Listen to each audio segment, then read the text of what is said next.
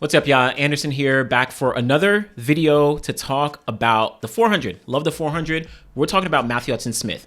Now, Matthew Hudson-Smith, he recently sat down with the Sunday Times and he spoke about the 400 and, his goals, his aspirations, looking back at 2024, his legendary season. But specifically, he said, Matthew Hudson-Smith, I'm ready to break the 43-second barrier. 30-year-old says he is the best in the world and is using disappointment of Olympic 400 silver as fuel to make history in Michael Johnson's Grand Slam track. So we're not going to dive, too deep into this entire article. What I specifically want to talk about is him saying, I'm ready to break the 43-second barrier. Now, we know that the world record in the men's 400 is 43.03 seconds, set by the legendary Wade Van Niekerk back in 2016 at the Rio Olympic Games. Funny enough, Matthew Hudson-Smith was actually in that race. I think he finished last place in that race. So he's kind of had a full circle career where last place at the Olympics in 2016, all the way up to 2024, where he got the silver medal in literally a massive personal best. But as we look forward, he's still young, he's still hungry, he's still getting faster. So I want to dive into a specific part of the article where he's kind of talking about the 400 meters, the landscape of it, specifically, the British history and how he might be bringing a lot more spotlight to the event in Great Britain. And then, of course, that coveted world record, improving his time of 43.44 seconds from the Olympic Games and maybe going under that 43-second barrier. But at the top here, it says, we haven't got the glitz or the glamour, but we are the most exciting event, Hudson-Smith says. All eyes will be on the 100 meters because it's the blue ribbon. And the 815 are hard, but everyone knows the 400 is the man killer. In coming years, everyone in the field can run 43 seconds. We can push the limits. We can do things that change history. And in my opinion, I think that Matthew is probably onto something here where we just saw 5 guys in the Olympic final go sub 44 seconds. Quincy Hall, 44.40, Matthew Hudson-Smith, 44.44, Muzala Samukonga, 43.73, Jareem Richards, 43.78, and then we saw Karani James go 43.8. So you had 5 guys. Yes, only 3 more guys in that final would need to break the 44-second barrier. Granted, that's not easy at all. The only time prior to 2024 that we had seen, multiple guys go under 43 seconds, at least 3, was 2016, Wade Van Niekerk's world record with Wade, LaShawn Merritt, and Karani James. And then 2015, Wade, LaShawn Merritt, and Karani James.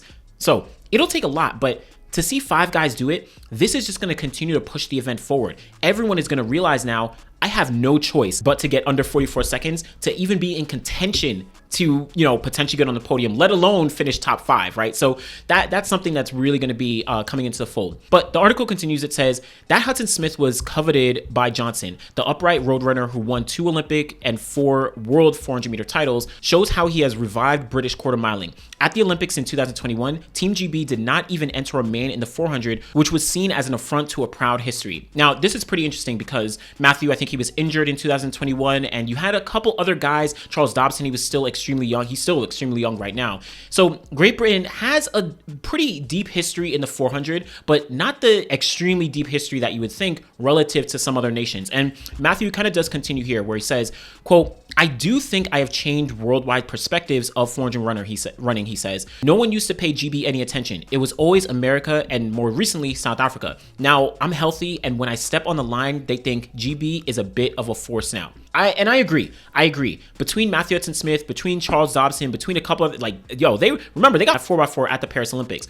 But just taking a look a little bit back in history where just, this past year, Matthew Hudson-Smith, 43.44 seconds to move him to number 5 all time in the 400, only behind Wade Van Niekerk, Michael Johnson, Butch Reynolds, Quincy Hall. Right? He surpasses Jeremy Warner. He surpasses Norman, Stephen Gardner, Quincy Watts, like GOATs. We're talking about legends in this event. Quincy Watts, Jeremy Warner. Come on. So Matthew Hudson-Smith, he's really in that mix. But it wasn't always like that. Literally was not always like that. Let's just go back a little bit to 2024. When he ran actually the European record that year, let's look. Let's see at what point we get to a British runner. Right? We can keep scrolling down. Still in the 43s, finally hit the 44s with 44.0, right? Still haven't hit a British runner. 44 ones, 44 twos, still haven't hit a British runner. Now 44.26 seconds. So he ran this at the World Championships in Budapest in the semifinals, broke not only the British national record, but also the European record, which was 44.3 from a German athlete back in the 1980s. So just a year ago, we're talking about Matthew Hudson-Smith from Great Britain breaking the British national record with 44.26 seconds. Like, that is not a powerful time in the grand scheme of things. Like I just said, in 2016, 2015, Wade Van Niekerk was leading a squad of 3 guys under 44 seconds in a single race. He really stepped things up and kind of put Great Britain on the map in a sense, at least when we're talking about recent times. And I do want to circle back just slightly to Matthew Hudson-Smith specifically, where in 2025, he was actually very, very consistent across the board. He wasn't only hitting that 43.44, he also hit times of 43.74. He also hit times of 43.96, 44.07, 44.07. So that 44.26 from 2023, that was surpassed on 5 separate occasions by Matthew Hudson-Smith all throughout 2024. This is what you call putting yourself on the map. This is what you call representing for your country. So Matthew Hudson-Smith really showed up and showed out. But I do want to take a look at Great Britain and their British, kind of history in a sense where they, yes, have a deep history for the most part, but it goes back very, very far, and they had a little bit of a lull, over the past couple decades, where if you look at the current athletes in the 400 meters, Matthew Hudson-Smith, 43.44, Charles Dobson, 44.23, just this year at the London Diamond League. So massive performance. He actually split 43.3, I think, at the Olympic Games as well. But then you have to dive all the way back to the late 1990s with Ewan Thomas, right? 43.36. He had the British record for a long time. Then you have Roger Black. Roger Black is probably the most successful British 400 meter runner. 1996, where he ran 43.37 seconds. He also got the silver medal at the 1996 Olympic Games.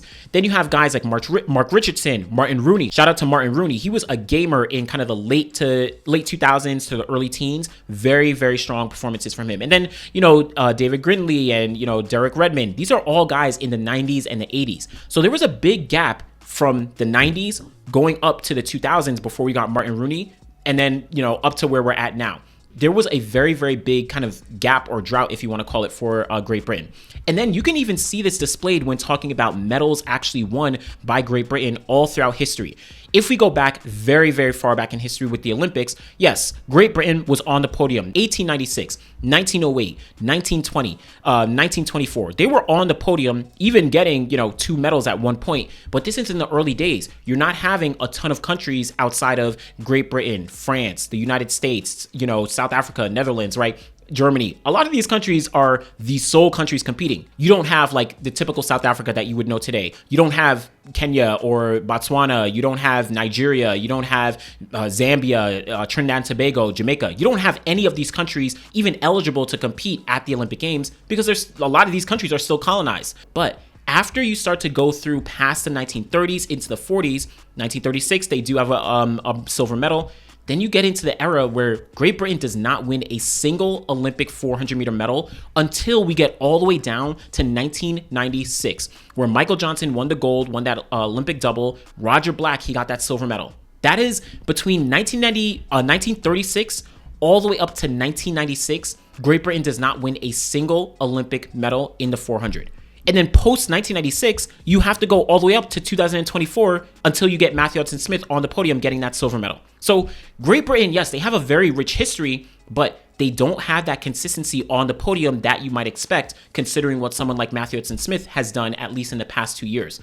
Also, at the World Championships, it's a similar story. Roger Black, 1991, got the silver medal at the World Championships in Tokyo, but there's no other World Championship medal in the 400. The only other medal at the World Championships was Matthew Hudson-Smith, 2022, and Matthew Hudson-Smith again, 2023. So from Roger Black in 1991 all the way up to 2022 and 23, no medals for Great Britain. So when Matthew Hudson-Smith says, I do think I have changed the worldwide perspectives of 400 meter running. No one used to pay GB any attention. It was always America and more recently South Africa. Now I'm healthy, and when I step on the line, they think GB is a bit of a force now. He's speaking truth right here, right? He's changing the perception. If Matthew Hudson-Smith is on the line, he's going to be a force. He's medaled at the past 3 global championships, 2022, 2023, and 2024. So you cannot play with him. I think he's really turning the tides. And when you speak about someone like a Charles Dobson, who's also on the rise and coming up right now, I think that's going to definitely play into the fact that, Great Britain is going to have a very, very consistent team as they go into the future years, right? Between Charles Dobson, Matthew Hudson-Smith, I know Alex Haydock-Wilson, right? A couple guys are still in the mix here, which is really, really exciting. So the article continues on. It says, Hudson-Smith's best time is 43.44 seconds. The only men to have ever lapped a track faster are Wade Van Niekerk, whose record of 43.03 dates back to 2016. Like I said, Matthew Hudson-Smith was in that Olympic race in Rio 2016. You also have Michael Johnson, Butch Reynolds, and Quincy Hall. To dip below 43 seconds would be extraordinary, but the impossible is now feasible. It's a world record for a reason, but with the right people and right conditions, it can go, he says. We have those people, and if we all raise our game, it's definitely possible. Listen, I agree. I absolutely agree. To me, there is a reason that Wade Van Niekerk ran 43.03 seconds in 2016. That wasn't the golden age of the 400 by any means, right? You're talking about the 1980s and the 1990s, right? With, again, Michael Johnson, you have Quincy Watts, you have Butch Reynolds, you also have Steve Lewis, Danny Everett.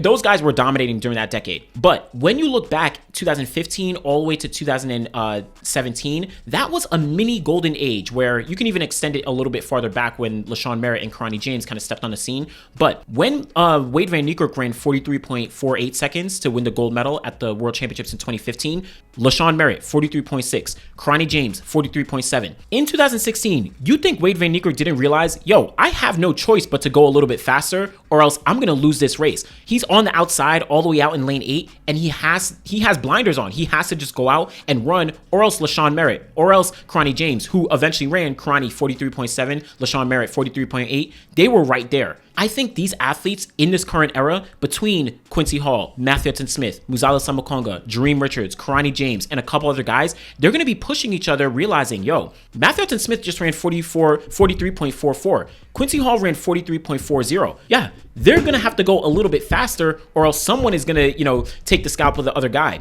Jareem Richards ran 43.7 and got 4th place at the Olympic Games. No medal. You think he's sitting at home like, all right, that's it. Nah, I'm done. 43.7 is my cap. Nah, he's working right now. He is working, understanding I got to go 43.3. Karani James, he's not ending his career. He wants to go. I've spoken to him a couple times. He said that he wants to go through at least another Olympic cycle. I think he's capable of it. And if he's running almost his personal best in 2024, why wouldn't he be thinking about, I want to get down to 43.3. I want to get down to whatever time it's going to take for me to win. Muzala Samakonga, he is young. There's so many guys right now who are really pushing each other.